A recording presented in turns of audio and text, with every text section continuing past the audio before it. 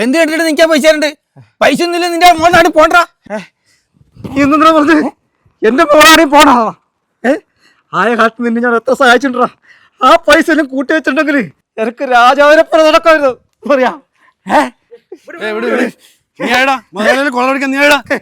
മൊയലാളി ഒരു പുത്തൻ തുടക്കാരൻ വന്നിട്ട് എന്റെ മോളാ ഞാൻ കൊണ്ടോടാ.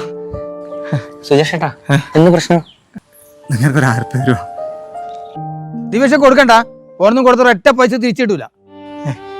എന്റെ മോള് കുറെ ദിവസമായി ടൂർ പോകാൻ വേണ്ടിട്ട് 1000 രൂപ എനിക്ക് കൊടുക്കാൻ പറ്റിയിട്ട. നിങ്ങൾക്ക് 1000 രൂപ തരുമോ? ഞാൻ എങ്ങനെയൊക്കെ തിരിച്ചു തരാം. ഇത് 2000 റുപ്യ ഉണ്ട്. 1000 റുപ്യ മോക്ക് ടൂർ പോകാനും 1000 റുപ്യ ഈ മാമന്റെ ഭാഗമൊക്കെ അടിച്ചു പൊളിക്കാൻ. സുജേഷേട്ടാ, നിങ്ങൾക്ക് എന്നെ മനസ്സിലായിട്ടേ? കുറേ കാലം മുന്നേ ഗൾഫിൽ പോകാൻ വേണ്ടിയിട്ട് ഞാൻ പൈസക്ക് വേണ്ടി നെട്ടോട്ടോടുമ്പോൾ നിങ്ങളോട് ചോദിച്ചേരം ഞാൻ കീശയിലെ പൈസ മൊത്തം എനിക്ക് എടുത്തു തന്നു. ആ കടം തീർന്നാലും നിങ്ങളോടുള്ള കടപ്പാട് എനിക്ക് മറക്കാൻ പറ്റുമോ സുജേഷേട്ടാ?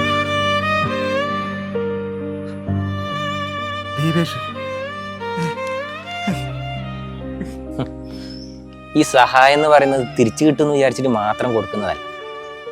അത് ഒരാളെ മനസ്സും ഹൃദയം അറിഞ്ഞു കൊടുക്കേണ്ടതാണ്. അപ്പോഴേ ഇത് സഹായമാവില്ല.